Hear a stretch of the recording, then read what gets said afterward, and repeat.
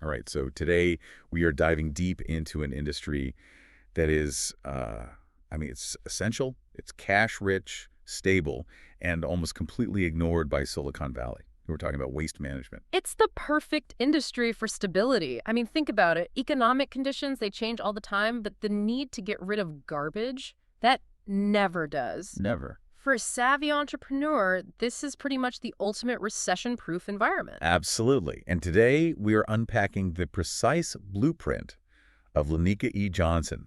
She's one of the few Black women founders who has not only broken into this historically white, male-dominated Oh, field, completely dominated. but has built a seven-figure empire within it. Yeah, and we've been poring over the sources on her. We're covering her entire arc from her logistics firm, TrashLogic, to her super high-tech compliance brand, Eco in the City, And her training platform, right? and her strategy school, Wastepreneur Academy.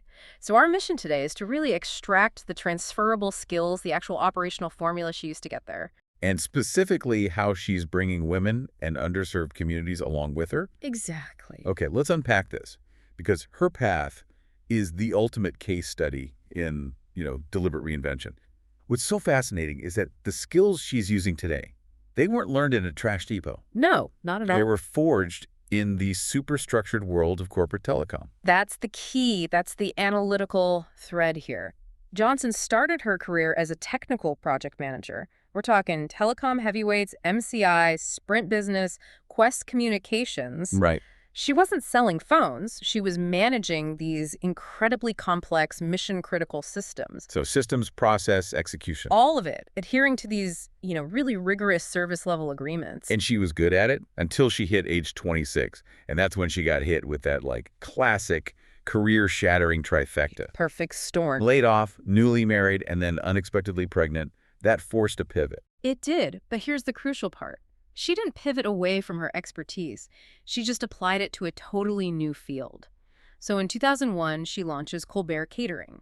But she's not a chef. Exactly. She wasn't a trained chef. She was a systems expert. She knew how to scale execution, manage logistics, and deliver excellence. So the same skills she used in telecom. The exact same skills. But now she's applying them to food service and events. So she basically productized catering. Yeah. Turned it into a repeatable, scalable, logistical thing. Yes. And that focus on systems leads her to the next phase. After she relocates to Arizona, she spends 7 years building a personal brand. She becomes a weekly guest expert on ABC 15's Sonoran Living Live. So she's on TV every week. Every single week, sharing business tips, productivity strategies, mostly aimed at working mothers. She was basically coaching people on how to systematize their lives to get some breathing room back. And that coaching phase must have been invaluable, right? Yeah. Refining how she breaks down complex ideas into simple blueprints. It was. But then we hit 2012. And in our research, she explicitly calls this the season of collapse. A divorce, single motherhood. Suddenly she has all this responsibility, but zero margin for error. She needed stability. The opposite of chaos. And stability, well, it showed up in the most unglamorous place you can imagine. Right. Trash. A chance encounter during a visit to Sacramento leads to a job opportunity at Republic Services. And she took it. She took it because the waste industry felt, and this is her words, stable, grounded, and predictable. Okay, but here is where her technical mindset it really shines. She didn't just take the job. No. She asked to move her desk so it faced the transfer station. Think about that. She literally turned her chair to face piles of garbage. I mean, most people would look at a garbage truck and just, smell garbage. Exactly. But she, the former technical project manager, she saw a chaotic six-figure systems problem that was just waiting for optimization. She was studying bin overflows, contamination rates, routing inefficiencies, all the pain points that represented lost money, lost margin, and opportunity. She was applying a network optimization lens to the physical movement of garbage. And that intense ground-level study became the foundation for her first big venture in this space. TrashLogic, launched in 2016. And she launched it from her kitchen table. From her kitchen table with no outside investors, and it quickly scaled into a 7-figure waste logistics firm. But we have to be really clear about what TrashLogic actually does, because that's the critical distinction. Right. It's not just hauling. When someone says waste logistics firm, what did that actually mean for their revenue model? It means she's selling consulting and optimization, not just physical labor. See, traditional hauling, that means you own the trucks, you hire the drivers, you're pretty much stuck geographically by your fleet. Correct. TrashLogic specializes in redesigning waste systems for big clients, multifamily communities, commercial spaces, industrial parks. Ah, so she's solving a huge pain point.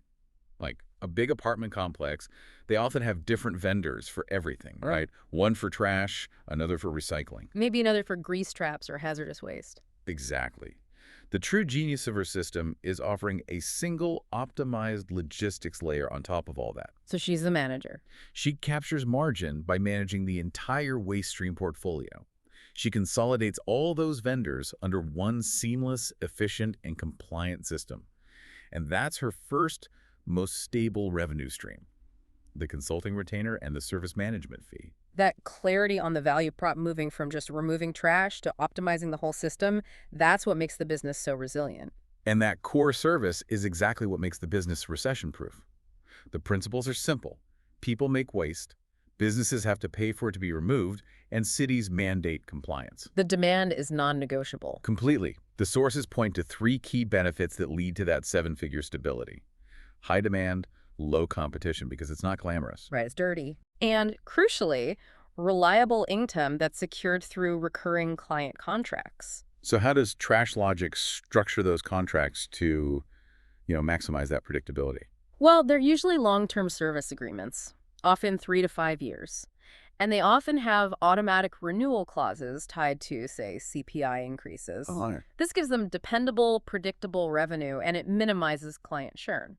Plus, because she focuses on the logistics and consulting side, she doesn't have the huge capital cost of owning a massive fleet of trucks. It's a high-margin, asset-light approach. It's all built on her intellectual property and her systems design. That's incredibly smart. So she built the engine first, mastered the physical reality of waste flow, but then she immediately saw a way to elevate it, to move beyond just scheduling and consulting by adding tech. Absolutely. The next major leap is Eco in the city. This is her modern waste intelligence and compliance brand, which launched in December of 2025. So this is where the physical operation meets big data. Yes, creating her second and most scalable revenue stream. So how does the technology work? What's the specific problem she's solving here? The heart of this thing is proprietary tech called BinSight 360i. It was developed in partnership with WasteXAI, which is an AI-driven analytics leader. And this isn't just some simple tracking app. It's a strategic platform built around regulatory pain points. And that regulatory pain point you mentioned is massive, especially in California, where a lot of her clients are. Correct. The specific mandate she's targeting is California's SB 1383. This is the one that requires really aggressive organic waste diversion and critically verifiable data reporting on those waste streams. The audit problem. That's the audit problem. Compliance means property managers have to know the precise contamination rates, the volume shifts, the diversion metrics for every single bin. Doing that manually it's just set up for failure. So BinSight 360 solves the auditing problem. Precisely. It integrates smart sensors that they put in the bins, it uses real-time data insights, and it applies AI for strategic waste flow optimization. So instead of guessing, clients get instant, verifiable data points on contamination, volume, compliance status, everything. That's a huge shift. She's gone from optimizing the physical execution of trash removal to optimizing the data and the compliance behind it. How does that affect the profit margin? Oh, the margin on selling data and compliance certainty is exponentially higher than the margin on physical hauling. Once BinSight 360 is integrated, it's basically a subscription service. That's her third recurring revenue stream. And it's providing measurable improvements in compliance and cost reduction. She's selling peace of mind and data integrity. She makes the invisible operation quantifiable and auditable for her clients. That's the definition of elevating a blue-collar industry with white-collar technology. She's giving trash logistics the same rigor you'd see in, network engineering. That's it. And her success isn't just about building these companies for herself. It's about opening the door for others, which leads us right to her social mission and the structure she built to democratize this knowledge, the Wastepreneur Academy. Her mission here is so explicit.